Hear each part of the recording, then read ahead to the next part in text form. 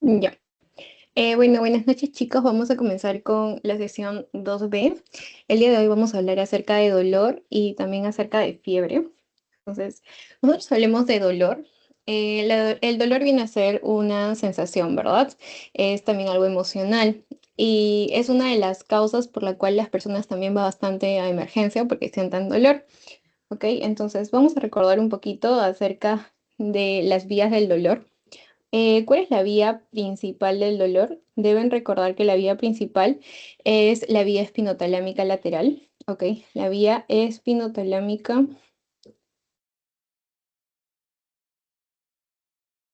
lateral. Y bueno, ay, me olvidé prender mi cámara. A ver, un momento. Ya. Entonces vamos a hablar que la vía principal es la vía espinotalámica lateral y dentro de ellos vamos a encontrar los que vienen a ser los nervios, el asta dorsal y también lo que viene a ser el tálamo. Entonces se van a acordar de lo que es nervio, asa dorsal y también el tálamo de Nato, ¿ok? Entonces esto es como para que tengan en cuenta y recuerden un poco acerca de la fisiopatología de las vías del dolor. Y bueno, cuando ya hablemos netamente de semiología, nosotros necesitamos conocer el dolor, ¿ok? La clasificación del dolor.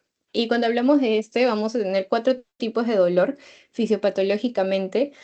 Hablamos del nociceptivo, del neuropático, del nociplástico y del mixto, ¿ok? Entonces, hablar del nociceptivo vamos a dividirlo en dos, en somático y visceral, que más adelante vamos a saber las diferencias entre este, pero deben recordar que el dolor nociceptivo es causado por un real daño tisular. ¿Ok? Y se divide en dos tipos, que vendría a ser el somático y el visceral. Por otro lado, cuando nosotros hablamos del dolor neuropático, es un dolor que va a ser causado porque algo está dañado, pero no el tejido, ya sea el tejido muscular, no sé, algún órgano, sino va a ser dañado, va a ser dado este dolor porque va a estar dañado, ¿qué cosa? Nuestro sistema nervioso, ya sea central o periférico, y específicamente quiénes nuestros receptores nociceptivos, ¿ok? Entonces, el dolor neuropático se da porque, por la causa de que el receptor del dolor, que son los nociceptores,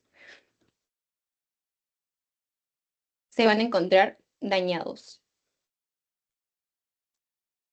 ¿Ok? O tal vez alguna parte de la vía del dolor, ya sea en el sistema nervioso central o también en el sistema nervioso periférico. ¿Ok? Bueno, luego cuando nosotros hablamos del dolor nociplástico, se considera cuando estamos hablando de que no hay una evidencia de algún daño real. ¿Ok? Entonces, nociplástico sin evidencia de daño real.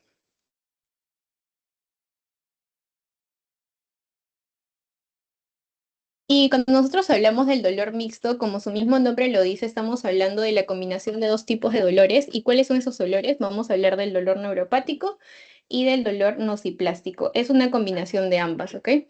Entonces, luego que vemos esto, vamos a ir hablando de cada uno de ellos para que puedan entender un poquito mejor. Entonces, consideremos hablando del dolor nociceptivo, que es el dolor clásico, ¿ok? Es un dolor que surge, ¿por qué? Porque hay un daño real o también potencial al tejido no neural. ¿Qué quiere decir que está teniendo un daño tanto real o potencial al tejido no neural? Significa tejido no neural porque no estamos hablando del sistema nervioso, tanto sistema nervioso central como periférico. Por eso se dice que es un dolor a excepción de los tejidos no neurales, ¿ok? O sea, los tejidos no neurales son los que se dañan, a excepción del neural. Y se debe a qué causa a la activación de los nociceptores. ¿Por qué? Porque acá los nociceptores se van a encontrar bien, a comparación del neuropático, cuando los nociceptores van a estar dañados, ¿ok?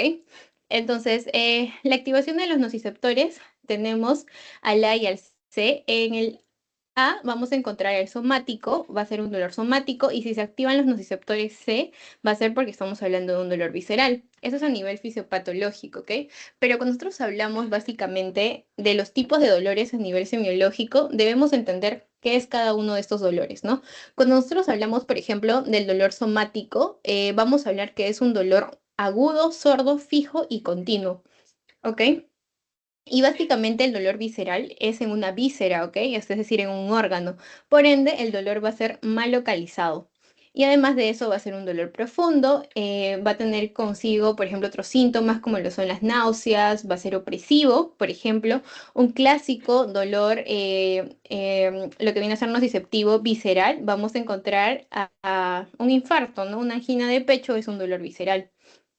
¿Ok? También cuando tenemos cánceres, como el cáncer pancreático, también va a ser un dolor nociceptivo visceral. Y si hablamos de una obstrucción intestinal, también es un claro ejemplo de dolor visceral. ¿Por qué? Porque es un dolor mal localizado, es un dolor que es muy profundo porque está atacando las vísceras y además de eso vamos a tener acompañados de otros síntomas, por ejemplo, náuseas, van a tener características de ser opresivo, entre otros. ¿Ok? Y bueno, cuando hablamos del somático, en el somático, como lo dije, va a ser un dolor sordo, fijo, como también puede ser continuo. Y aquí básicamente la diferencia es que se va a tratar de hueso, ¿ok? Va a ser un dolor a nivel metastásico óseo o un dolor postquirúrgico, también del músculo esquelético, artritis, y también tienden a dañar lo que vienen a ser las articulaciones. Tanto hueso, articulaciones es dolor somático. ¿Ok? Mientras que el visceral es un dolor en las vísceras, por ejemplo, un infarto, una obstrucción. Y la diferencia también es que el visceral tiende a ser profundo y mal localizado, mientras que el somático suele ser superficial y sí lo puedes localizar. ¿Ok? Entonces, eso es la diferencia en el dolor nociceptivo, que se divide en dos, ya sabes, dolor somático y dolor visceral. Luego, cuando hablamos del dolor neuropático, ¿ok? El dolor neuropático que deben saber es que no es un dolor clásico, ¿ok? Y al no ser un dolor clásico, no van a ser tratados al igual que otro tipo de dolor, ya sea con AINES, con opioides, no, porque esos no suelen responder a estos medicamentos. ¿Por qué? Porque no es causado por un daño en el tejido normalmente, ¿no? Es porque se están dañando, ¿qué cosa? El sistema nervioso, tanto central o puede ser periférico, o también los receptores nociceptivos. ¿Ok? Y bueno, puede ser desproporcionado al estímulo que lo produce. Es decir, si yo me pincho con una aguja, sí me va a doler, pero no me va a doler exageradamente. Y en el caso del dolor neuropático, es un dolor que exagera, por así decirlo, ¿ok? Entonces, bueno, ¿qué características va a tener el dolor neuropático? Generalmente el dolor neuropático tiene ardor, hormigueo, quemazón, ¿ok? Entonces, el paciente te va a decir como que siento que me quema, siento que me pica, siento como si me estuvieran caminando, como un hormigueo o también como un ardor. ¿Ok? Eso es lo que te va a decir el paciente referente a su dolor, porque él no te va a decir tengo un dolor neuropático, ¿no? Pero sí te va a dar las características. Y si me preguntas cuál es un ejemplo del dolor neuropático, pues tenemos primero a la neuralgia del trigémino o posherpética. La más característica viene a ser esa neuralgia causada por el herpes. Entonces, pacientes con herpes, ¿cuál es su tipo de dolor? Es un dolor neuropático. También la polineuropatía periférica dolorosa también es un tipo de dolor neuropático. ¿Ok?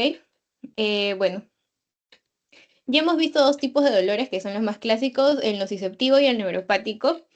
Luego tenemos otros dolores, por ejemplo, el dolor no nociceptivo psicógeno.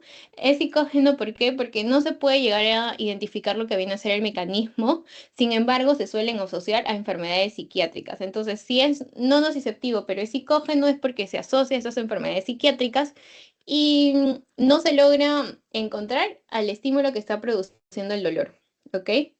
Y por otro lado, cuando nosotros hablamos, por ejemplo, del dolor nociplástico, es cuando estamos hablando de una nocicepción alterada y básicamente esta es causada porque no hay una evidencia clara de lo que vendría a ser el daño tisular, ¿ok? Que causa la activación de esos nociceptores periféricos, pero ya no suele estar asociado con enfermedades psiquiátricas. ¿Y cuáles son los ejemplos del dolor nociplástico? Eso sí es pregunta de examen, chicos, por eso está subrayado de amarillo. Tenemos a la fibromialgia y al síndrome intestino irritable. Hay varias preguntas si revisan lo que viene a ser el banco, que van a encontrar que el dolor nociplástico tiene fibromialgia y síndrome intestino irritable. ¿Ok? Em, bueno, luego tenemos al dolor mixto, que como ya lo habíamos dicho, es una combinación del dolor neuropático con el dolor nociplástico. Y generalmente ejemplos del dolor mixto tenemos el dolor neoplásico o también la lumbalgia. La lumbalgia suele ser un dolor mixto, al igual que la cervicalgia, la cefalea tensional y también el dolor isquémico suele ser un dolor mixto, porque es una combinación tanto de neuropático con nociplástico. Ok, entonces, bueno, eso vendrían a ser las diferencias de los tipos de dolores en las definiciones de los dolores. No sé si tienen alguna pregunta hasta aquí o todo ha quedado claro.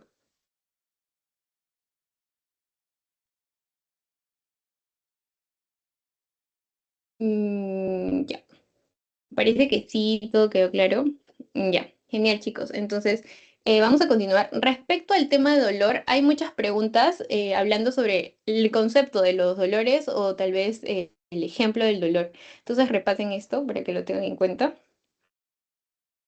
Ah, ya.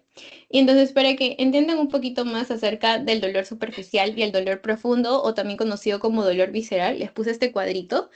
El dolor superficial es un dolor que se encuentra bien localizado y tú mismo puedes decir, me duele de aquí hasta aquí, ¿no? Es un límite preciso. Mientras que por el lado del dolor profundo o visceral es un dolor que es mal localizado, que tú no lo puedes ubicar y sus límites son imprecisos. ¿Ok? Dentro de las características, por ejemplo, el dolor superficial tiende a tener un carácter punzante o quemante, mientras que el dolor profundo es un carácter vago o atenuado. ¿Ok? Y bueno, en el dolor superficial tenemos que es ubicado en el sitio del estímulo, mientras que el otro es a distancia del estímulo que ha producido el dolor, siente el dolor. ¿Ok? Entonces, por ejemplo, en el lado del dolor superficial tenemos a los traumatismos, a las temperaturas extremas, a la inflamación, mientras que en el dolor profundo visceral estamos hablando de la isquemia, también de la inflamación y de la distensión. ¿Ok, chicos? Entonces, para que tengan en cuenta, les puse este cuadrito para que sepan diferenciar. Dolor profundo es un dolor mal localizado que no puedes limitarlo, mientras que el dolor superficial es algo que sí puedes tú mismo trazar los límites y es muy bien localizado. ¿Ok? Entonces, bueno, eso es la diferencia para que lo tengan ahí en claro. Y bueno, vamos a comenzar con lo que se considera alicia. No sé si alguna vez han escuchado hablar sobre esa mnemotecnia para la semiología del dolor o saben qué representa cada letra. ¿Alguien sabe qué significa la A? ¿O han escuchado? Por ejemplo, un paciente te viene con dolor, ¿no? Dolor en el estómago. ¿Tú qué le preguntarías primero? ¿Qué le preguntarías acerca de su dolor?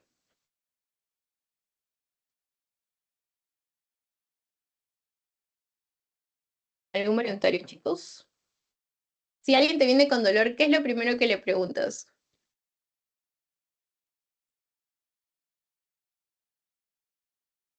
Le preguntarías cuándo apareció el dolor, ¿verdad? ¿Qué día vino o hace cuántos días sientes ese dolor? Entonces, el A significa aparición. Es decir, ¿qué le preguntas al paciente cuándo comenzó tu dolor? ¿Ya? Luego la L. ¿Qué más le preguntarías? ¿Dónde es tu dolor, verdad? ¿Dónde se localiza tu dolor? Señálamelo, por favor. Entonces, la L es de localización. De ahí tenemos la I. ¿La I de qué? Ya, le preguntaste cuándo apareció el dolor, le preguntaste dónde se localiza y luego le vas a preguntar cuánto te duele del 1 al 10. ¿Y eso cómo se llama? Intensidad, ¿no? Le dice, señor, y del 1 al 10, siendo el 1 lo más leve y el 10 lo que ya no soportas, lo más grave, ¿cuánto te duele? No te voy a decir, me duele como un 8, como un 7, eso es la intensidad. Luego tenemos la C. La C significa carácter, es decir, las características del dolor, ¿no? O sea, te dice, es un dolor como si me hormigara, como si me quemara. Entonces tú pones el carácter, quemante, no sé, entre otros, ¿no? O, por ejemplo, en el infarto, ¿no? Te dice, siento como si me oprimieran el corazón. Entonces ahí dices de carácter opresivo, ¿ok? Entonces ya tenemos cuando aparece, dónde se localiza, cuánto le duele y también tenemos de qué carácter es. Y luego nos faltaría ver lo que se conoce como la irradiación. La irradiación, ¿qué quiere decir? Es como que el dolor me comenzó en el pecho, pero sin embargo se me ha ido hacia el brazo y también me duele el brazo. ¿Qué quiere decir? Que el dolor comenzó en el pecho, se localiza ahí, pero se irradió hacia el brazo. Entonces, eso es también otra pregunta que le podrías hacer respecto al dolor. Y finalmente se preguntan acerca de los atenuantes y los agravantes.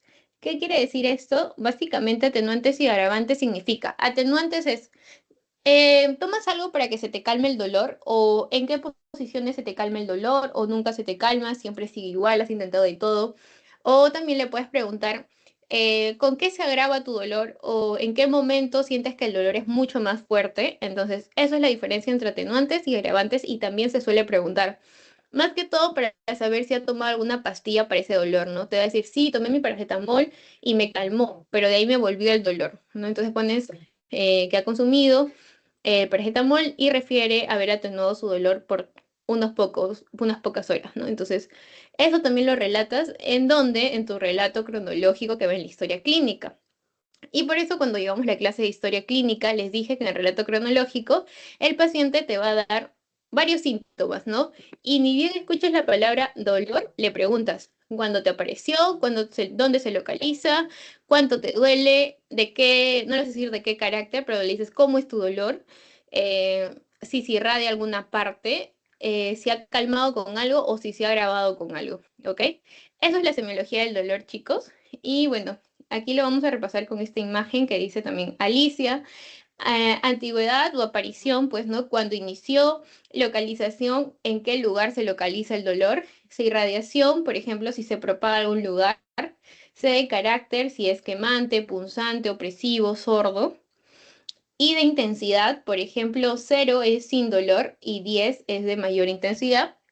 Hay varias escalas para hablar del dolor, pero la más usada y la que casi todos usan es la escala de EVA, ¿no? Escala visual análoga. Y bueno, luego tenemos la atenuación, o también algunos lo toman como agravantes, con qué aumenta o con qué disminuyen tu dolor. ¿Ya, chicos? Entonces, eso es lo que sí o sí deberían saber. ¿Hasta ahí tienen alguna duda respecto a Alicia?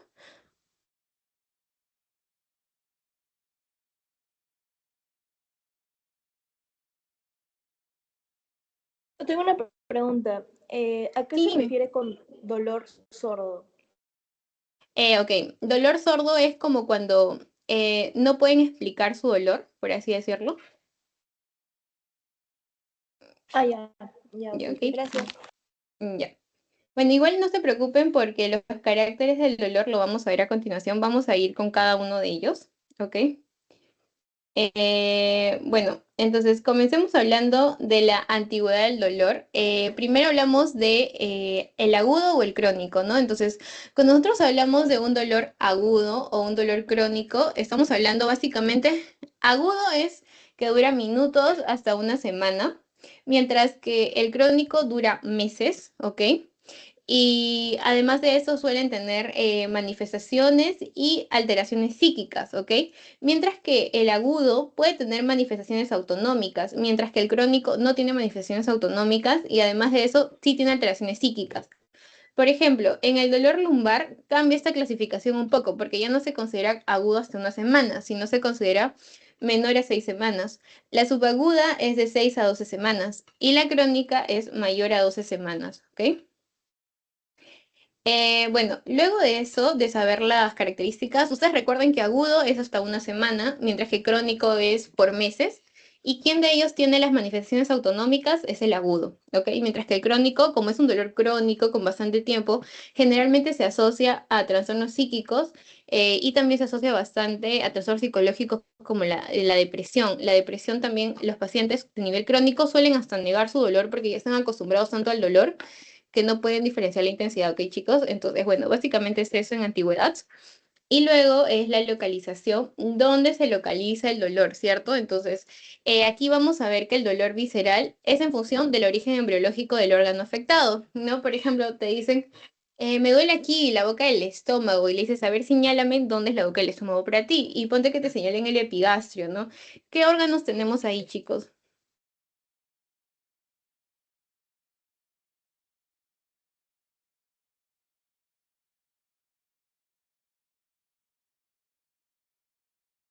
Mm, En el epigastrio, ¿qué órganos tenemos ahí? ¿Alguien lo recuerda?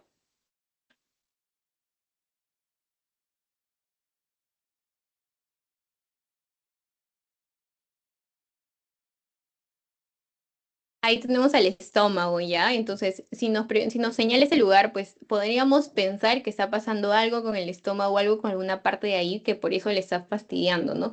Pero, por ejemplo, si le duele el hipocondrio derecho, en el hipocondrio derecho encontramos al hígado, ¿no? Y también, según el cuadrante en el que te indica el dolor del paciente, hay algún órgano que se encuentra ahí. Ya lo vamos a ver en examen físico gastrointestinal. pero para que lo tengan en cuenta es que la localización del dolor, si es por ejemplo un dolor abdominal, va a depender del cuadrante y del órgano que se encuentra ahí. ¿Ya chicos? Entonces, el dolor visceral es en función también del origen embriológico de donde se crea ese órgano. ¿Ok?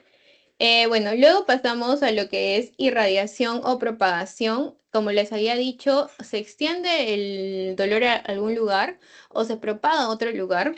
Por ejemplo, es muy característico escuchar que si te da un infarto, se te extiende hacia el brazo izquierdo, ¿no? Entonces, por ejemplo, la distribución típica del dolor referido. En el dolor precordial se irradia donde al hombro izquierdo y a la extremidad superior izquierda por su borde interno hasta los dedos. Entonces, por el borde interno, que es esta parte de aquí, se irradia hacia dónde? Hacia los dedos.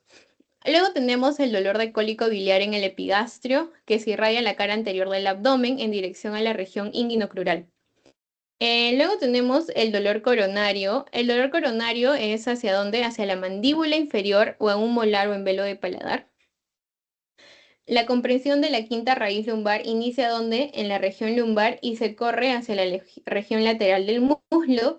Y bueno, la pancreatitis aguda sí suele ser una epigastria que se propaga al dorso, es decir, comienza, por ejemplo, en la parte de adelante, en la parte ventral, y se irradia hacia atrás, y eso se considera como dolor en cinturón, ¿no? Para la pancreatitis, y suele irradiarse hacia atrás el dolor, mientras que en el infarto se irradia hacia otro lugar. El dolor es precordial pero se irradia hacia el brazo izquierdo y hasta hacia la mandíbula muchas veces, ¿ok? Los que sí o sí deben conocer es el del infarto y el de la pancreatitis, que son los más comunes, pero aquí hay otros ejemplos por si quieren repasarlos, ¿ok? Y bueno, aquí está el carácter, justo lo que me preguntó su compañera que cuando era sordo. Cada uno de estos va a tener algunas características o descripciones y algunos ejemplos característicos de enfermedad que refieren al carácter del dolor. ¿Ok? Entonces, por ejemplo, si hablamos del el carácter lacinante es como si te clavaran algo, un cuchillo. Entonces, el paciente te va a decir, siento como si me clavaran un cuchillo, como si tuviera una lanza clavada, una puñalada, ¿ok? Y eso es característico, por ejemplo, del tabes dorsal, ¿ok? Y si me dicen, es un dolor urente, quemante, ¿qué pensaría en una quemazón, no? Él me dice, siento como si me quemaran, como si me ardiera la espalda. Y es porque podría ser un herpes zóster, podría ser una úlcera gastrointestinal si es que le duele por la parte del abdomen, ¿no? Entonces, eso es el tipo o el carácter de dolor que tiene el paciente. Luego, por ejemplo, si es opresivo o constrictivo, vas a sentir como si te oprimieran, como si te apretaran. Eso es lo que te va a decir el paciente, pero tú ya sabes que es de carácter opresivo o constrictivo. ¿Y quiénes tenemos aquí? A la angina de pecho o el infarto del miocardio. Luego tenemos el dolor transfixiante, que siempre que pienses que te dice que migra el dolor de un lugar a otro, por ejemplo, comienza en el hipocondrio derecho, pero se va al hipocondrio izquierdo y de ahí se va al mesogastrio. Es un dolor que atraviesa de un lado a otro y eso es característico de la pancreatitis aguda, porque el dolor no es fijo, sino viaja de un lado a otro. Y luego el dolor sordo, que el paciente te va a decir también que es de baja intensidad, pero molesto y prolongado. Por eso te dije que el dolor no sabe, el paciente no sabe cómo explicar su dolor, porque si bien es cierto, viene a ser molesto y prolongado, tiene baja intensidad. O sea, no sabe si decir que le duele mucho o le duele poco. Por eso dije que no sabía describir el dolor, porque es muy poco el dolor, pero es molesto. O sea, si bien la intensidad es muy baja, pero es muy molesto para el paciente. ¿Por qué? Porque dura mucho el dolor. ¿Ok? Y quienes sí suelen entender este dolor es el cáncer, porque te dicen el cáncer es muy doloroso, ¿no? Pero el paciente no suele explicar como si, siento como me oprimieran, o siento como si me quemara, siento como si me apuñalaran, no, es un dolor sordo. ¿Ok? Luego tenemos el dolor exquisito, que es un dolor instantáneo y agudo, y aquí tenemos aquí en la neuralgia del trigémino. Y, por ejemplo, si me hablan de un dolor fulgurante, ¿qué significa? El paciente te va a decir, siento como si me hubiera pasado electricidad, como si hubiera tenido una llamarada adentro, ¿no? Y generalmente esto va a ser en polineuritis. Bueno, luego si te dicen que de carácter desgarrante, en general el paciente no te va a decir el carácter, el paciente te va a decir las características de la descripción. Tú en tu historia tienes que poner de carácter desgarrante, ¿no? ¿Cuándo es desgarrante? Cuando el paciente siente como si le rompieran, ¿no? Como si sentiría que algo se rompe de su cuerpo. Y esto básicamente va a ser en aneurisma disecante. Y luego tenemos el carácter pulsátil. El carácter pulsátil es como los latidos, ¿no? Te van a decir, por ejemplo, siento como si me palpitara esa zona, ¿no? Entonces, eso es el pulsátil porque siente como un latido y generalmente suelen ser en abscesos y en forúnculos. Y también podemos tener, por ejemplo, ese famoso paciente que viene y dice, siento retorcicones, mamá, me duele demasiado la barriga. Entonces, eso se llama de carácter cólico, ¿ok? Que es un retorcijón. Y bueno, generalmente los ejemplos suelen ser por obstrucción intestinal. Y luego, si el paciente te dice, siento como una pesadez, ¿ok? Eso es un carácter gravativo o de peso y generalmente es en la hepatomegalia, ¿ok? Hepatomegalia por hepatitis, el paciente te va a decir, siento como una pesadez. Y te va a decir generalmente siento como una pesadez en el estómago, ¿no? Pero en realidad es por la hepatomegalia por hepatitis y el carácter es gravativo y de peso. Ok, chicos, entonces si les queda alguna duda de carácter, básicamente es el cuadro que les ponen en la teoría. ¿Por qué es importante que les pongan esto? Porque el paciente te va a describir el dolor y tú no vas a poner, siente como, siente como si le picara y como si le hormigara, ¿no? No, o sea, tú vas a poner de carácter urente, de carácter quemante, o no vas a poner, siente como si le apretaran el corazón o el pecho, sino vas a poner de carácter opresivo, ¿ok? Tú vas a escuchar lo que te cuenta el paciente y tú lo vas a como que traducir a poner un carácter. Y chicos, entonces, de acá deben saber la antigüedad, deben saber la localización, la irradiación, la propagación y el carácter. Bueno, de ahí seguimos con lo que viene a ser la intensidad y vamos a seguir con los agravantes o atenuantes. Entonces, en la intensidad nosotros vamos a tener, como les dije, distintas escalas. Por ejemplo, las escalas del dolor pueden ser verbales, como también pueden ser conductuales. Las verbales son unidimensionales o multidimensionales, que pueden ser numéricas, intensidad del dolor, impacto en calidad y funcionalidad.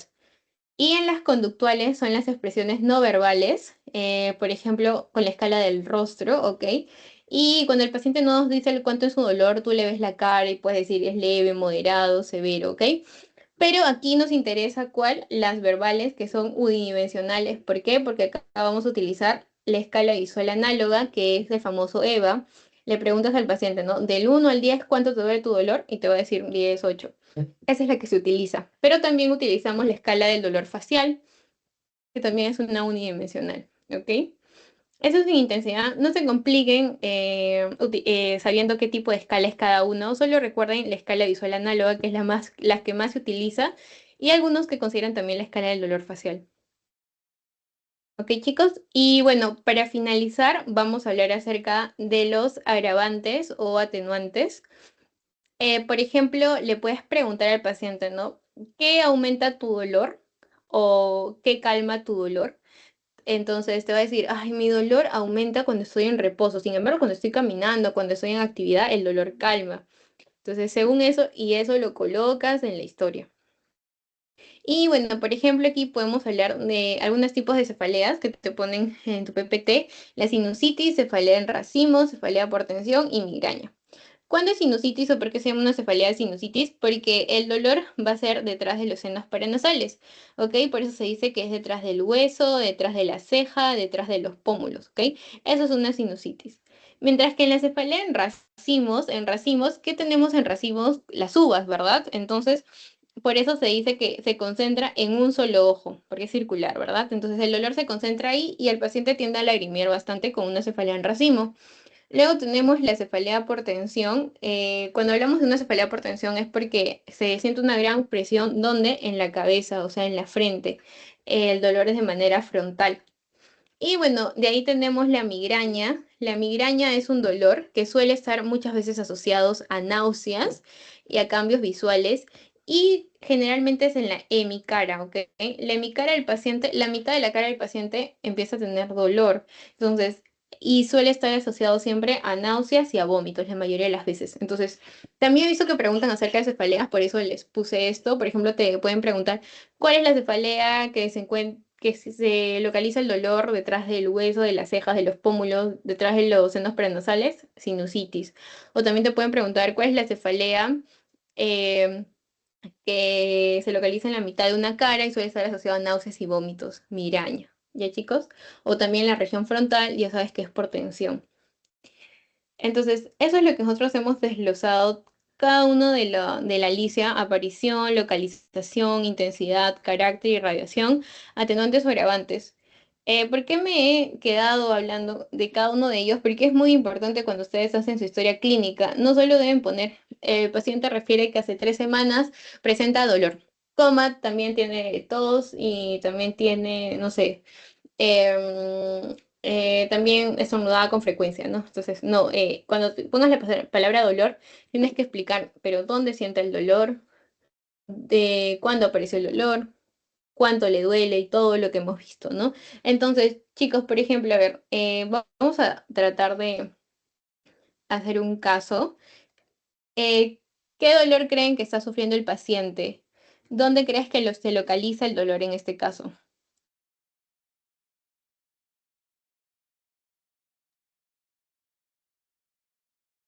En la espalda, en el abdomen, no sé, en la rodilla. ¿Ustedes dónde creen que se está localizando este dolor? ¿En el pecho? En el pecho, ¿verdad? Entonces, ¿qué le pondrías? Primero vamos a inventar hace cuánto le apareció el dolor, ¿no? Paciente refiere que hace, no sé, hace 20 minutos. Paciente refiere que hace 20 minutos empezó a tener un dolor localizado. ¿Dónde? Un dolor en región precordial, ¿ok? Por la localización en región precordial. ¿Cuánto de intensidad le ponemos? Bueno, una intensidad 8, ¿no? Entonces le ponemos. Paciente refiere que hace 20 minutos empezó a tener un dolor en región precordial, coma, con un EVA 8 de 10, de carácter. ¿Qué carácter creen que tenga el paciente si está agarrando el pecho? Y lo más probable que sabemos que sería un infarto, ¿no? ¿Qué tipo de carácter tiene el infarto?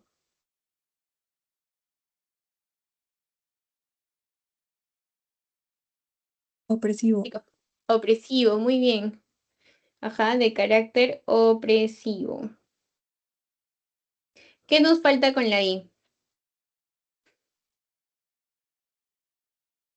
La irradiación, ¿verdad? Entonces, paciente refiere que hace 20 minutos empezó a tener un dolor en región precordial de un EVA 8 de 10 de carácter opresivo, y colocas que se irradia hacia el brazo izquierdo, por ejemplo.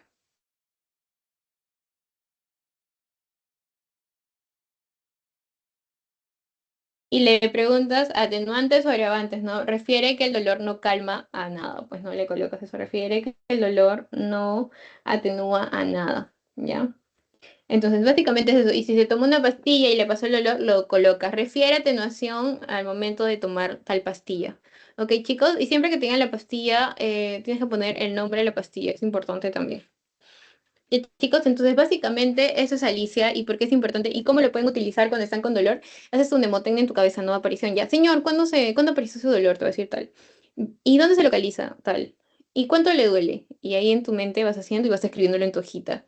Siempre utilicen el Alicia para el dolor. O sea, que lo que les enseñan en la teoría no se quede solo para el examen, para la teoría, sino que ustedes lo utilicen cuando vean un caso y cuando les manden a hacer la historia clínica. ¿Ok? Ya, bueno. Eso sería, chicos. Y para finalizar el tema de dolor, vamos a hablar de las diferencias según dolor inflamatorio y un dolor mecánico. Em, Eso creo que lo han visto en Fisiopato, no me acuerdo. El dolor inflamatorio, por ejemplo, suele iniciar en las mañanas, mientras que el mecánico aparece al final del día. ¿Por qué?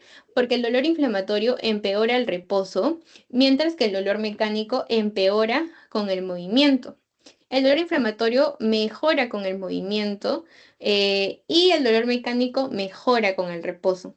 ¿Ok, chicos? Y bueno, común en enfermedades como cuáles. El dolor mecánico es común en enfermedades degenerativas o estructurales, por ejemplo, la artrosis, y el dolor inflamatorio suele ser común en enfermedades inflamatorias y autoinmunes, por ejemplo, la artritis reumatoide. Entonces, dolor mecánico aparece al final del día y empeora con el movimiento, ¿no? Generalmente uno piensa, tengo dolor y si estoy en movimiento, obviamente que me va a doler. Eso es un dolor mecánico. Pero si el dolor, por lo contrario, me duele cuando está en reposo, es un dolor de tipo inflamatorio. Ejemplo, una artritis reumatoide y un dolor mecánico, una artrosis. ¿Sí, chicos? Y bueno, eso sería todo por el tema de dolor. No sé si me podrían ayudar respondiendo a esta pregunta. ¿Cuál creen que sería su clave? ¿Qué marcarían ustedes?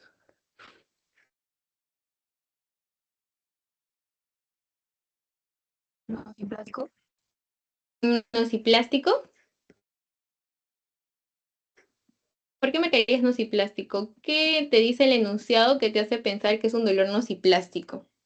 A ver, vamos a leerlo juntas ya. Te dice, varón de 42 años con trastorno de personalidad que cursa con dolor cólico abdominal, crónico, sin evidencia patológica digestiva en varios estudios, por los cuales es catalogado por un síndrome de colon irritable. ¿Qué tipo de dolor es más probable que tenga el paciente? Muy bien, como los dijo su compañera, es un dolor nociplástico, porque en el cuadrito dijimos que el dolor nociplástico era característico de ¿qué? De la fibromialgia y del síndrome del intestino irritable. ¿Ok, chicos? Entonces, muy bien, eso es la respuesta.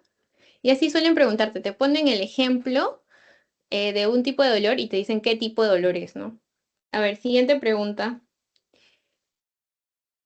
Paciente varón de 74 años con antecedente de hipertensión que desde hace 3 meses presenta dolor anginoso a grandes esfuerzos, que calma con el reposo. En 2 últimas semanas, pero te dice que desde hace 3 meses presenta este dolor. En las 2 últimas semanas, el dolor es a pequeños esfuerzos, o sea, ya no es a grandes esfuerzos, sino es a pequeños esfuerzos. ¿Cuál es el síndrome más probable? Angina variante, angina estable, coronaria intermedia, progresiva o subclínica. ¿Qué marcarían ustedes?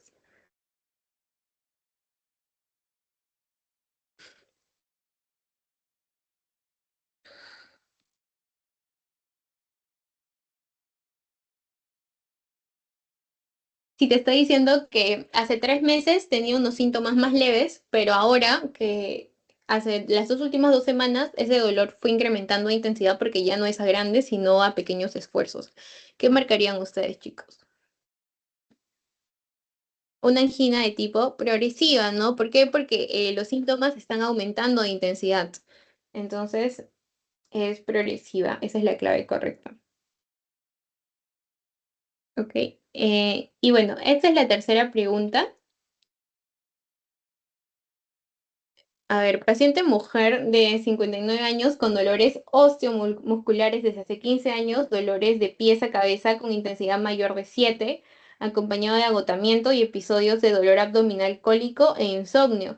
Te dice que en el examen físico con presencia de puntos gatillos, por lo cual te plantea fibromialgia. ¿De qué tipo de dolor estamos hablando más probablemente?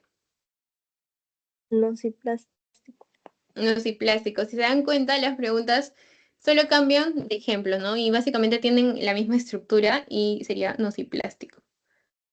Muy bien, chicos. No sé si hasta ahí tienen alguna duda referente a dolor o podemos continuar con fiebre, que ya es el último tema. Una pregunta, Sí, dime. cuando tú haces el relato, Claro. con Alicia pones en intensidad la palabra Eva. ¿Siempre se Sí, ajá. pone? ¿O qué Lo que significa? yo he visto, lo que yo he visto y lo que a mí me han enseñado es poner con Eva 7 de 10. 10 significa el total, pues, ¿no? Y 7 es el dolor que presenta el paciente. Ah, La ya, mayoría bien, de muchas veces gracias. es, ajá, con un Eva de, y ahí le pones, ¿no? Lo que te refiere el paciente, ya sea 2 slash 10. Y si te dice lo máximo, o Gracias. sea, 10 de 10. Ujú. ¿Se entendió? Creo que María me preguntó. Sí, gracias. Ya. Genial, chicos. ¿Alguien más tiene alguna pregunta? O podemos continuar con fiebre, que ya es lo último. Ya. Bueno, parece que no tienen ninguna pregunta. Entonces vamos a comenzar con fiebre. ¿Qué es la fiebre? Básicamente es un estado por el cual aumenta tu temperatura, ¿no? Entonces, estado por el cual aumenta ¿qué cosa? Tu temperatura central. Por respuestas defensivas que nosotros tenemos, O sea, respuestas defensivas del hospedero ante qué, ante la invasión de cosas extrañas, ¿no? De materia viva o inanimada, patógena o extraña, ¿no? Ya sean bacterias o virus, ¿no? Entonces, eso tenemos que tener en cuenta respecto a la fiebre, que es un aumento de la temperatura central. Existen diferentes mecanismos como lo son la termorregulación, ¿ok? ¿Alguien sabe qué es la termorregulación, chicos? Su mismo nombre lo dice, termorregulación. Es la regulación de la temperatura, ¿ok? Entonces, primero necesitamos saber qué parte de nuestro cuerpo se encarga de regular la temperatura. Miren, está señalado de verde. Yo sé que se acuerdan algo de neuronato. Entonces, ¿qué parte es eso, lo que El está de hipotálamo. verde, chicos? El hipotálamo, El muy hipotálamo. bien. Ajá, el hipotálamo, muy chicos. Entonces, ¿qué parte de nuestro cuerpo se encarga de la termorregulación? Es el hipotálamo. Y bueno, cuando nosotros adquirimos lo que vendría a ser la propiedad de termorregularnos, ¿no? Se adquiere en los primeros meses de vida y esto varía según el ritmo circadiano. Por ejemplo, en el amanecer nosotros tenemos una temperatura de 36 centígrados, mientras que en la tarde tenemos una temperatura de 37 centígrados, ¿ok? Y específicamente, ustedes saben el área del hipotálamo en el cual se genera la termorregulación o el encargado de la termorregulación. Es el área preóptica, ¿ok? Que se encuentra donde, como ustedes lo dijeron, en el hipotálamo, ¿ok? Entonces, ¿qué es la fiebre? Es un aumento de la temperatura central y nosotros como seres vivos tenemos una característica, que es poder regular nuestra temperatura. ¿Y quién se encarga de esto? El hipotálamo, ¿ok, chicos? Y bueno, algo también importante es saber qué pasa con nuestro cuerpo cuando hay un aumento de la temperatura y cuando está disminuyendo la temperatura. ¿Quién se encarga de esto? El hipotálamo, ¿verdad? Entonces, ¿qué señales va a mandar el hipotálamo o qué tenemos que hacer? Si nuestra temperatura está elevada, lo que nosotros buscamos o el objetivo que tenemos es perder el calor, ¿verdad? Porque nuestra temperatura está muy alta. Entonces, ¿cómo lo vamos a hacer? Lo primero es aumentando la sudoración y segundo, generando una vasodilatación cutánea. O sea, tus vasos sanguíneos se dilatan. ¿Para qué? Para que la temperatura baje en todo tu cuerpo, pierda calor. Mientras que si la temperatura está baja, lo que tú quieres lograr es que aumente o se produzca, tu cuerpo produzca calor, ¿no? Porque estás con temperatura baja, o sea, en hipotermia, imagínate. Entonces, lo contrario, ya no vas a hacer vasodilatación, sino vas a hacer vasoconstricción. Tus vasos sanguíneos se contraen. Además de esto, la sudoración va a disminuir porque no quieres perder calor, quieres ganar calor. Lo que vas a tener es escalofríos, ¿no? Cuando tú tienes frío, cuando estás con tu temperatura baja, empiezas a tener escalofríos. ¿Y eso es para qué? Para un mecanismo para producir calor. Y también buscas aumentar lo que es el tono muscular. ¿Ok? Entonces, a veces sueles confundirte en vasoconstricción, vasodilatación, ¿no? Entonces, puedes hacer producción de calor, que es vasoconstricción. Entonces, yo me lo acordaba así también. Pero también lo pueden entender un poco diciendo que si yo quiero perder calor, debo vasodilatar mis vasos. Pero si yo quiero producir calor, mis vasos se deben contraer, o sea, una vasoconstricción. ¿Ok, chicos? Entonces, eso es lo que ustedes deben saber respecto a la definición de fiebre y al mecanismo de la termorregulación, que es muy importante. Y bueno, vamos a hacer algo muy breve acerca de la fisiopatología, porque ya han llevado el curso y básicamente acá debemos ver signos y síntomas. Pero, por ejemplo, ¿quiénes son los causantes de la fiebre en nuestro organismo? Son los causados o llamados pirógenos exógenos. ¿Ok? Y nosotros vamos a tener distintos tipos de pirógenos exógenos. Por ejemplo, tenemos los infecciosos y los no infecciosos. Eh, ¿Qué organismos infecciosos creen que nos pueden generar fiebre a nosotros, chicos?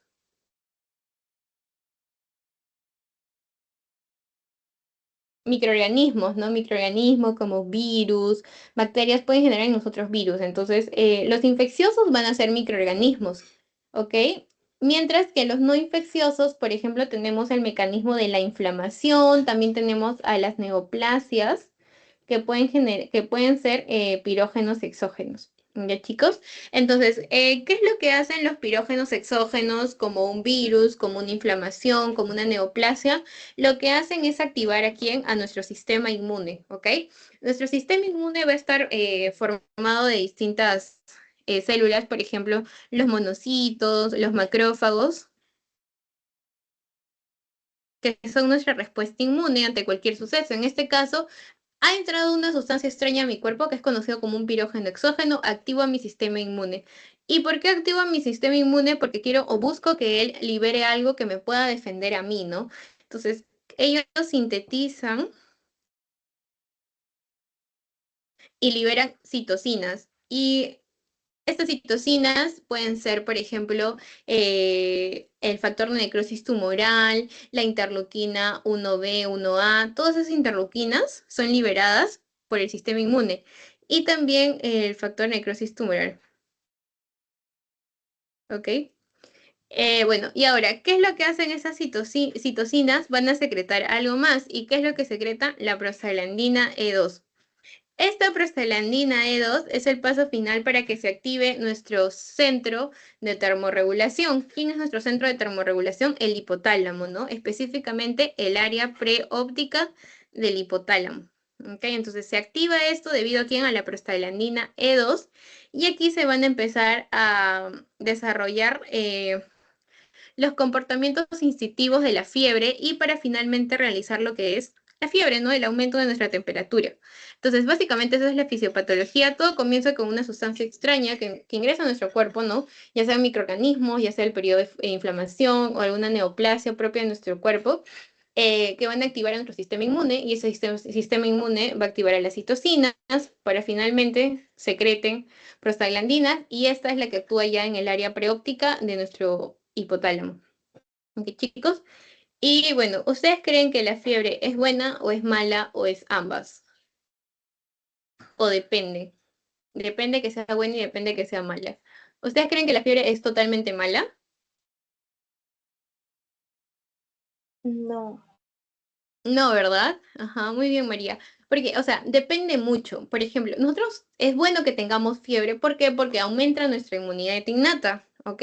Sin embargo, cuando la fiebre suele ser mala o suele ser perjudicial para nuestro cuerpo, eso sucede cuando la temperatura es mayor a 40, 42 centígrados y el paciente está con daño cerebral o, por ejemplo, tiene una enfermedad coronaria o ya está en plaquetopenia o está embarazada y tiene esas temperaturas, llega a ser perjudicial o también los niños con convulsiones, hirviendo en fiebre, esta fiebre ya no es normal, no es algo que está perjudicando a tu cuerpo y ya no suele ser buena, porque la buena es una fiebre que te da de vez en de cuando, que es para mejorar tu sistema inmune innato.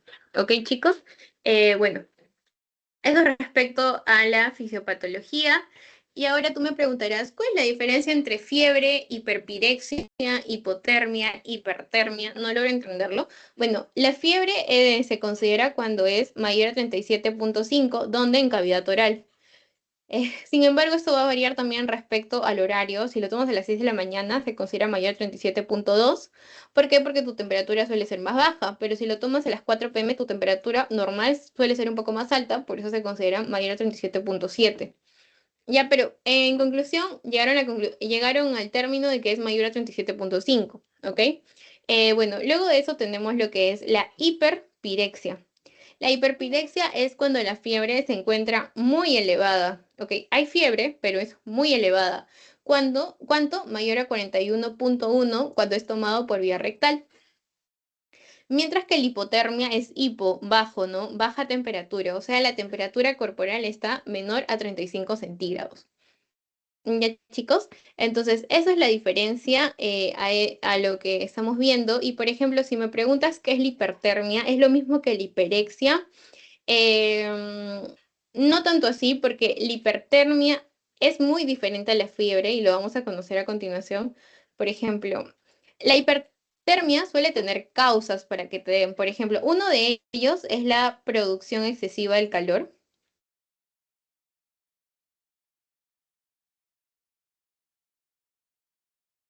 ¿Ok?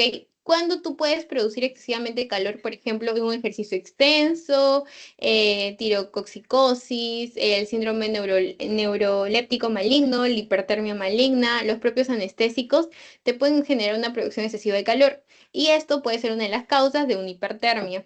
O también que haya una falla en la disminución del calor, es decir, una disminución en la pérdida del calor, en la pérdida del calor.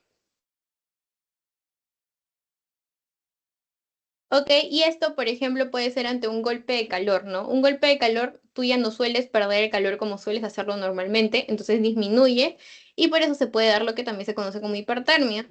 Y después tenemos daño a nivel del hipotálamo y esto suele ser por la pérdida de la termorregulación, porque estoy dañando al hipotálamo, entonces pierdo la regulación central. Entonces, ¿cómo yo podría dañar a mi hipotálamo para que éste ya no regule su temperatura? Básicamente, por ejemplo, alguna hemorragia en el hipotálamo, algún tumor que esté creciendo en el hipotálamo o algún trauma en el hipotálamo puede hacer que se desarrolle la hipertermia. ¿Por qué? Por pérdida de la regulación del calor.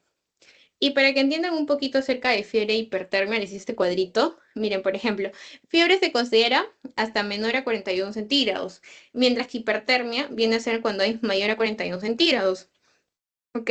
La fiebre suele estar asociado a escalofríos, a sudoración, ¿verdad? Mientras que la hipertermia no está asociado a sudoración, ni tampoco se regula con el ritmo circadiano, como habíamos dicho aquí en la fiebre, oral matutina, vespertina.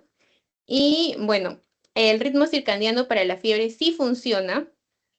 La fiebre, como es un mecanismo fisiológico, sí va a responder a los antipiréticos, mientras que la hipertermia no responde a antipiréticos. ¿Y quién se encuentra regulado por el hipotálamo? La fiebre, sí, pero la hipertermia no, porque tu hipotálamo en ese momento está como que loco, no responde, no regula la temperatura, por eso se dice que no está regulado por el hipotálamo. No responden antipiréticos, no presentan sudoración, no presentan ritmo circadiano en ese momento. Y bueno, el aumento de la temperatura para la fiebre, si está en niveles como 38, 39 días de vez en cuando, puede ser un efecto beneficioso, mientras que la hipertermia, sea cuando te dé, es un daño orgánico, ¿ok? Y los mecanismos de la fiebre, como les dije, es un efecto fisiológico propio de tu cuerpo, mientras que la hipertermia es porque está fallando la pérdida de calor, hay una producción excesiva de calor o también hay una pérdida de la regulación central de la temperatura. Ok, chicos, entonces eso es lo que ustedes deben saber de la diferencia de fiebre e hipertermia.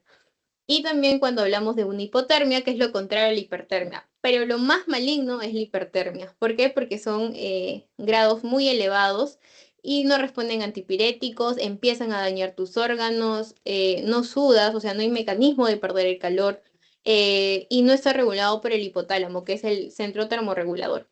¿Ok, chicos? Bueno, eso es lo primero respecto a fiebre. Y a lo que a nosotros nos importa, como hemos visto en dolor, que es con Alicia, que es súper simple.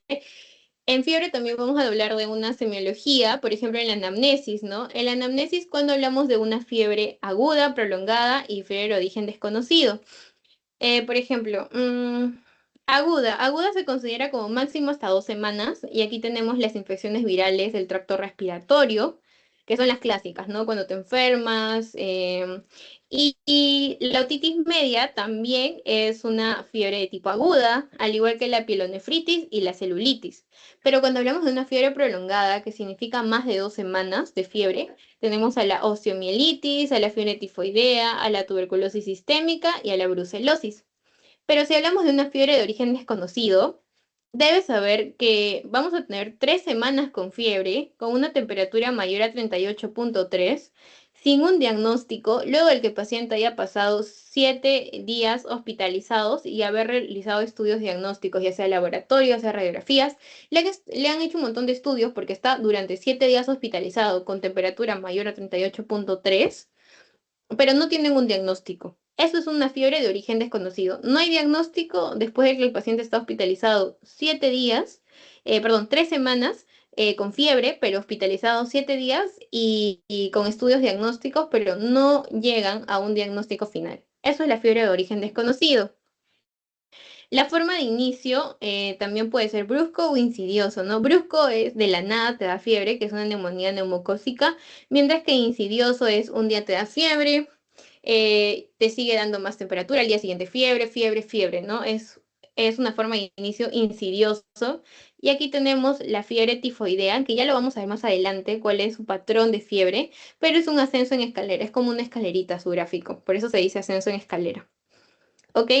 Hay algunas personas con fiebre que tienen escalofríos o tienen otros síntomas. Por eso, cuando el paciente te viene, le preguntas, ¿desde cuándo tienes fiebre? ¿Cuándo fue, o sea, cómo fue el inicio? ¿Fue solo una vez? ¿Cuántas veces te ha dado anteriormente? Y le pregunta si esta fiebre se ha acompañado de escalofríos o de algún otro síntoma, ¿no? Como dolor de cabeza, náuseas, entre otros. Entonces le preguntas, ¿tienes presencia de escalofríos o síntomas acompañantes? ¿Es la fiebre lo primero que apareció? O previamente, por ejemplo, si sospechamos en una tuberculosis, le preguntamos si tuvo baja de peso o ha tenido sudoración por las noches, ¿no? Entonces, siempre pregunta qué síntomas han acompañado esta fiebre. Luego los patrones de fiebre, que ya los vamos a ver a continuación. Y los antecedentes también suelen preguntarse, por ejemplo, patológicos propios, si ha tenido cirugías, episodio febril previo, diabetes mellitus, cirrosis, insuficiencia cardíaca, neoplasias, inmunosupresor, o ha tenido transfusiones sanguíneas, o si consume drogas, ¿no? Vía inyectable, entre otras cosas. Y también los familiares, si hay un familiar con fiebre o ha tenido un familiar con tuberculosis que ha estado en contacto o con alguna enfermedad como la brucelosis, salmonelosis, también le preguntas. Y los epidemiológicos tenemos, por ejemplo, dónde vive, un lugar de residencia, de alimentación, ¿para qué? Para ver qué factores de riesgos hay en esos lugares, ¿no? Para que me pueda dar al paciente fiebre. Y mucho más si hablamos de una fiebre de origen desconocido. Ok, y antes de pasar examen físico, terminemos anamnesis, que es hablar de los patrones de fiebre.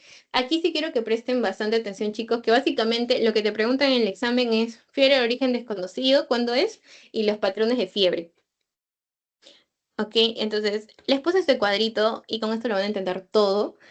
¿Cuándo es intermitente? ¿Cuándo es remitente? ¿Cuándo es continua? ¿Y cuándo es recurrente? A veces por el nombre suele confundirte un poco, pero quiero que lo entiendan, ¿ok? Miren, por ejemplo, intermitente es cuando hay elevaciones de temperaturas a diario, o sea, todos los días, pero así como todos los días tienes fiebre, todos los días baja a valores normales.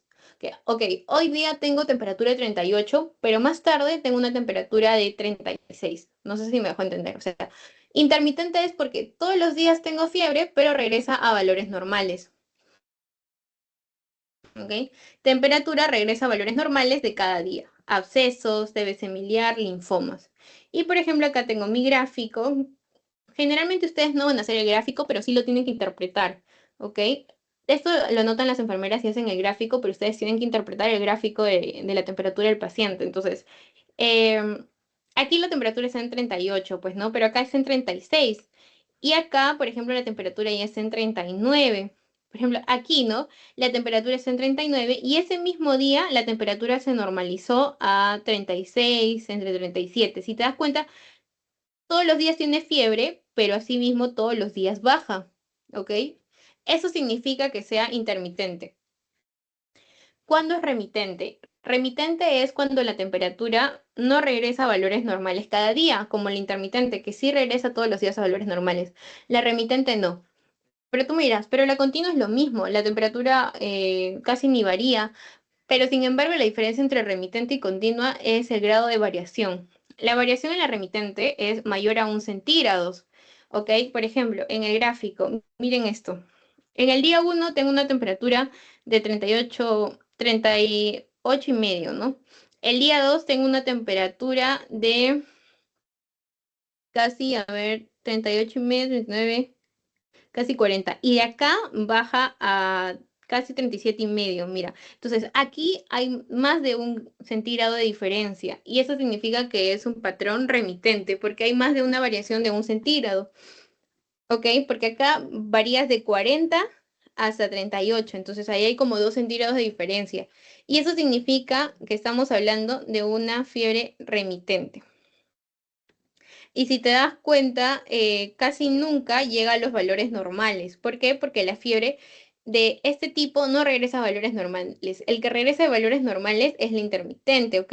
Que ese todos los días tiene fiebre, pero todos los días baja a valores normales, menor a 37,5. Mientras que la remitente no regresa a valores normales, pero la variación que tiene es mayor a 1 centígrado. Luego la continua es que la temperatura casi no varía, pero oscila entre una variación de 0,6 a 1 centígrado. Y esto es lo que habíamos hablado de la fiebre tifoidea, ¿no? Que si lo ven es como una escalerita. ¿Por qué? Porque miren, acá tiene, a ver, miren, la variación no es ni de 1 centígrado, o sea, es menos de 1 centígrado. la variación es chiquita, chiquita, chiquita, chiquita, chiquita, chiquita. Y acá está acá, por eso sube acá, pero igual no está variando más de 1 centímetro. Es entre una variación de 0,6 a 1, ¿ok? A 1 centígrado, no más de eso. Eso significa una fiebre de patrón continuo. Mientras que cuando hablamos de una fiebre de patrón recurrente, es que aparece después de 1 o más días de apirexia. ¿Qué quiere decir apirexia? Días afebriles, ¿ok? Hay un periodo afebril largo, ya sea de un día a más, y puede tener los tres patrones combinados, es decir, puede tener intermitente, remitente o continua, pero tiene que tener un periodo febril. ¿Y cómo lo voy a ver en la gráfica? Así, miren, por ejemplo, este día de acá tuvo una temperatura de 37,8, pónganle, y acá, más acá, ya está en 38,5, y por acá ya está en un periodo febril, mira, como que 2 días estuvo con un periodo febril, pero de ahí volvió a tener fiebre y luego 2 días más sin fiebre. Es decir, tienen un periodo febril de un día a más y puede tener cualquier patrón, ya sea intermitente, remitente, continuo. ¿Ok, chicos? Entonces, ya saben, intermitente todos los días tienes fiebre, pero así como todos los días tienes fiebres, todos los días bajas a niveles normales. Y remitente es cuando tienes fiebre, pero no regresa a valores normales y la variación de fiebre entre fiebre, o sea, de temperaturas entre temperaturas, es mayor de 1 centígrado. Mientras que la continua, como su nombre lo dice, es continua, no se logra ver bien tanto la variación de temperaturas, es porque es de 0,6 a 1 centígrado. Y en la recurrente estamos hablando de que la fiebre tiene un periodo febril relativamente largo, ¿no? De un día más. Y dentro de los ejemplos, por ejemplo, en el intermitente tenemos los abscesos, la tuberculosis miliar. En el remitente tenemos la fiebre reumática. En la continua, la fiebre tifoidea, que es la fiebre en escalerita. Y en la recurrente, pues aquí sí tenemos la fiebre, por ejemplo, de vivax, ovalé, falciparum, malaria. También algo que preguntan es la recurrente fiebre en dromedario, que significa para brucelosis, y la fiebre de Pell-Eimstein. También es pregunta de examen, chicos, así que recuerden eso. Practiquen sus patrones de fiebre, que es muy preguntado. Por ejemplo, este de acá, chicos. ¿Qué tipo de patrón creen que sería ustedes? ¿Intermitente, remitente, continua? ¿Qué marcarían aquí?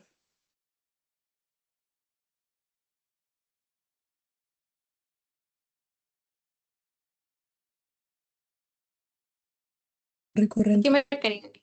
¿Cuál? recurrente, Recurrente, ya. ¿Por qué marcarías recurrente? O sea, ¿qué vistes en la gráfica que dijo sí es recurrente? porque del día 7 al día 10 más o menos se mantiene Ajá. en la temperatura normal, ¿no? Normal, ajá, muy bien. Tiene periodos afebriles. Como lo dijo su compañera, miren, 36,8, 36,5, 36,6, 36. Estos días de acá, del 7 hacia el 10, hay periodos afebriles. Y la definición de recurrente significa que hay periodos afebriles entre los periodos de fiebre. Y, por ejemplo, aquí, ¿qué tipo de fiebre cree que tendría el paciente sin ver estos periodos febriles? Porque recuerda que una fiebre, lo que vendría a ser recurrente, puede tener los tres tipos de patrones mixtos, ¿verdad? Pero siempre que tenga periodos febriles. Y si yo te haría ver solo esta parte de acá, del 39 al 39,5, ¿qué tipo de fiebre creen que tendría el paciente? Continua, Continua, ¿verdad? ¿Por qué? porque es menos de 1 centígrado.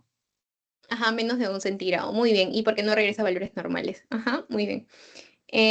A ver, sigamos aquí. Otro ejemplo. Mm, bueno, acá te dice el valor o el nombre, pero por ejemplo, en lo que está de naranja, ¿qué tipo de fiebre creen que sea y por qué?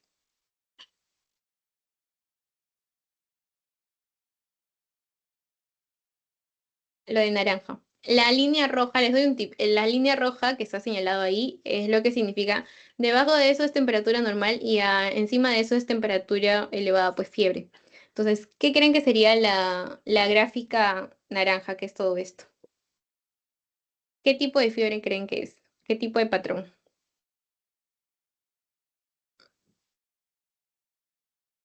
Es remitente porque varía más de 1 centígrado y no baja por temperaturas normales. Ajá, ajá, muy bien, María. ¿Por qué? Porque acá está en 39,5 y aquí bajó a 38,2. Hay más de 1 centígrado de diferencia y acá también hay más de 1 centígrado de diferencia. Y como lo dijo, no regresa a valores normales. Uy,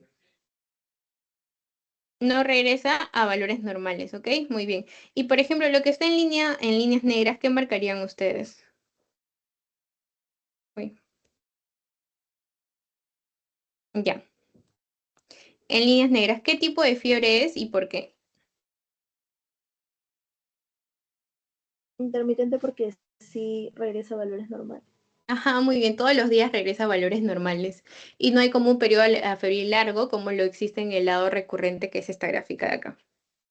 Ya. Muy bien, chicos. Bueno, ahora vamos a continuar con examen físico.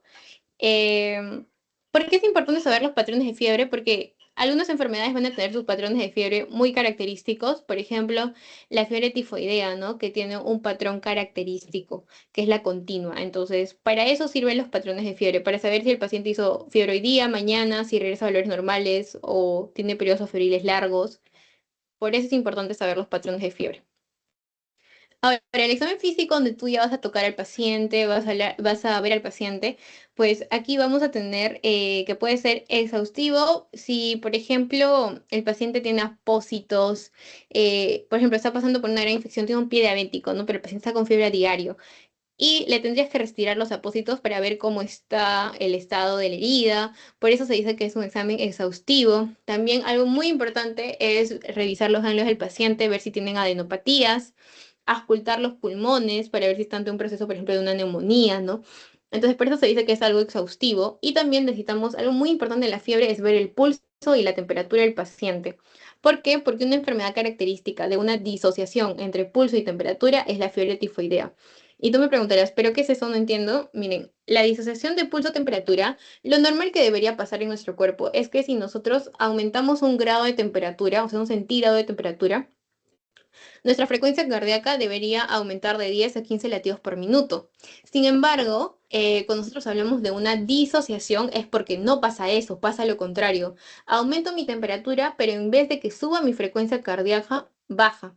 Cuando hay una bradicardia relativa, o sea, tengo aumento de temperatura, pero no tengo aumento de la frecuencia, sino tengo una disminución de mi frecuencia cardíaca. Eso significa una disociación temperatura-pulso, pulso-temperatura. ¿Y cómo se llama ese signo? ¿Alguien sabe ese signo cuando hay una bradicardia relativa y hay fiebre?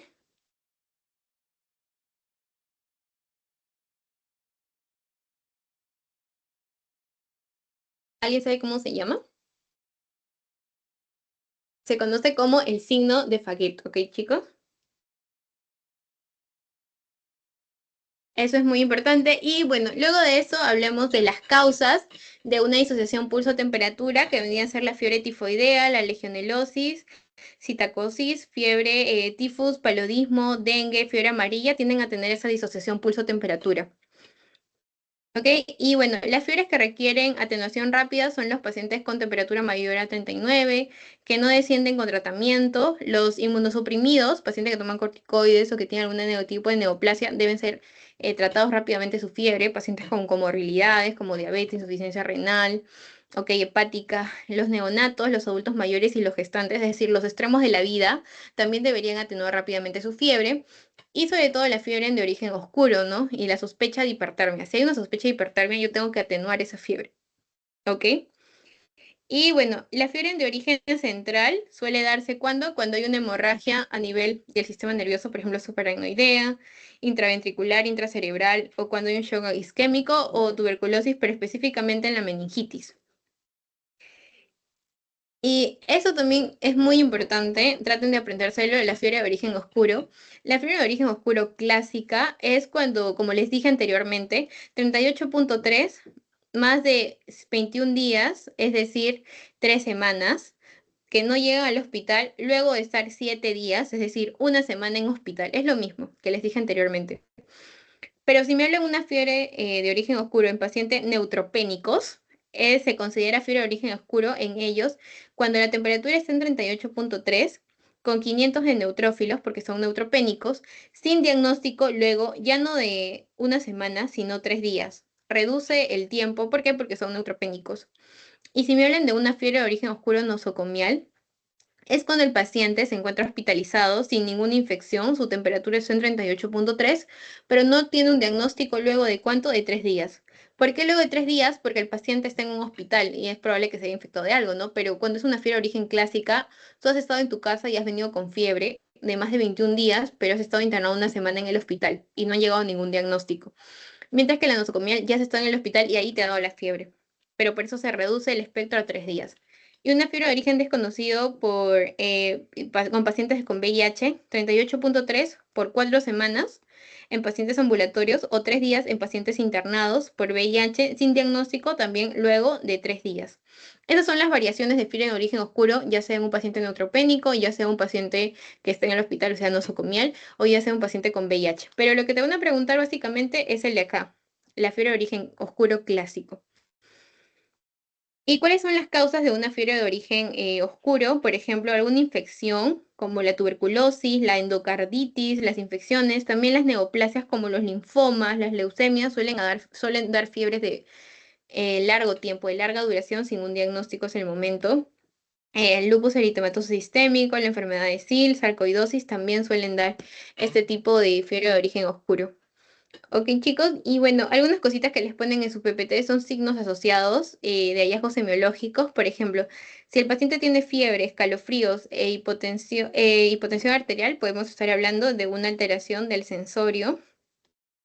Si el paciente tiene fiebre, dolor en hipocondrio y ictericia, ¿qué crees que sería? Colangitis aguda, ¿verdad? La triada. Colangitis aguda. Pero si el No paciente sé viene... cómo contestar a eso. Uy, mi Siri. Luego tenemos la fiebre con petequias en el saco conjuntival, que son la sepsis por meningococo. Y bueno, luego tenemos, por ejemplo, fiebre más cefalea más confusión mental, que es un síndrome meningio. Y lo mismo cuando hablamos de fiebre, manifestaciones purpúricas, es decir, las petequias, que es sepsis por meningococo. Eso recuerden siempre, petequias, fiebre, es meningococo, algo relacionado a meningococo, no es sepsis. Pero si el paciente viene con fiebre, dolor en el hipocondrio y viene con un tinte ictérico, lo más probable es que sea una colangitis aguda, ¿ok?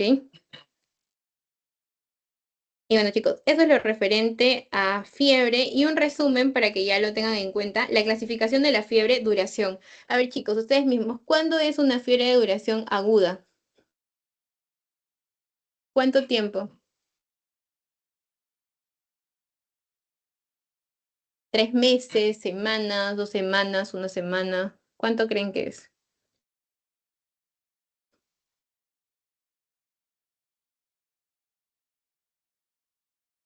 2 semanas. 2 semanas, muy bien. Menor a 2 semanas, ¿verdad? Y prolongada, mayor a 2 semanas. Muy bien. Y la fiebre de origen desconocido, que ya lo hemos visto. ¿Cuánto debe estar la temperatura? 38.3 en 21 días o 3 semanas. Acá está. Mayor a 3 semanas. Y ya ha estado hospitalizado 7 días, pero no han llegado a un diagnóstico. Imposibilidad de lograr un diagnóstico etiológico luego de estar internado una semana. Una semana. Eso es una fiebre de origen desconocido. Y bueno, luego tenemos los patrones intermitente, continua, remitente y recurrente. ¿Cuándo es la intermitente? Porque todos los días regresa a valores normales la fiebre. Todos los días. Luego tenemos la continua. ¿Por qué se llama continua, chicos? ¿Cuál es la diferencia entre continua y remitente? Las variaciones, ¿verdad? La continua, ¿cuánto tiene de variación? ¿Mayor a 1 centígrado o de 0.6 a 1 centígrado? De 0.6 a 1. Ajá, muy bien, de 0.6 a 1 centígrado. Y la remitente es mayor a 1 centígrado. Y la recurrente, estamos hablando de los periodos afebriles largos, ¿no? De un día a más de periodos afebriles. Ya. Muy bien, chicos, eso sería todo referente a fiebre. No sé si tienen alguna duda o podemos pasar a resolver las preguntas.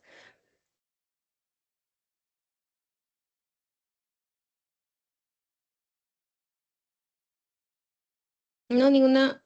Ya, todo bien. Ya, genial, chicos. Entonces, ayúdenme resolviendo esa pregunta. Mira, me dicen, paciente varón de 64 años con prostatitis presenta fluctuaciones de su temperatura mayor a 2 centígrados durante el día y no alcanza temperatura normal. Señala el patrón de fiebre más probablemente que presenta el paciente. Ustedes mismos son, te dicen que no regresa a valores normales y su temperatura o variación es mayor a 2 centígrados, es decir, mayor a 1 centígrado. ¿Qué marcarían ustedes? ¿Continua? ¿Marcarían Remitente. continua? Remitente, muy bien. ¿Por qué no marcarían continua? Porque continua es menor a 1 centígrado, ¿no? Muy bien, chicos. Fiebre remitente. Y aquí te preguntan patrón, por ende no pueden hablar de hipertermia ni de curva éctica. ¿Ya? Muy bien, chicos. Y esto para terminar, la última pregunta. Te dice, mujer de 68 años con fiebre de 10 días de evolución. A ver, 10 días de evolución. Desde hace 7 días, con artritis flogósica de rodilla derecha progresiva. Se constata temperatura de cuánto? De 40 centígrados, que es precedida ¿por qué? Por escalofríos. La gráfica de la fiebre se caracteriza por elevaciones térmicas diarias que retornan a los valores normales. Si retornan a los valores normales, ¿qué marcarían ustedes, chicos?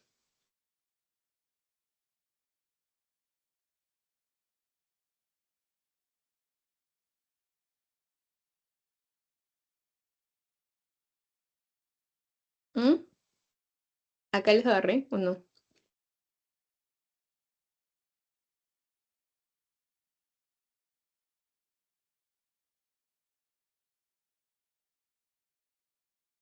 Pero si no está en la clave ahí, ¿qué marcarían ustedes? ¿Cuál es el nombre?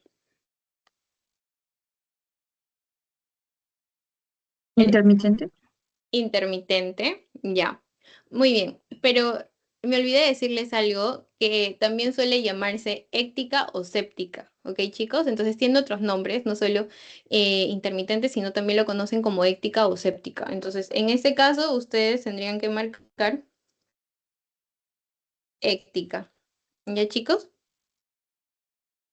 No sé si ahí tienen alguna duda, alguna pregunta. Acá les voy a colocar intermitente. Es lo mismo que decir éctica. Y chicos, también los conocen como esto en el examen. Bueno, eso sería la última pregunta. No sé si tienen alguna pregunta, algo. Si no, les estaría enviando el post ahorita, chicos.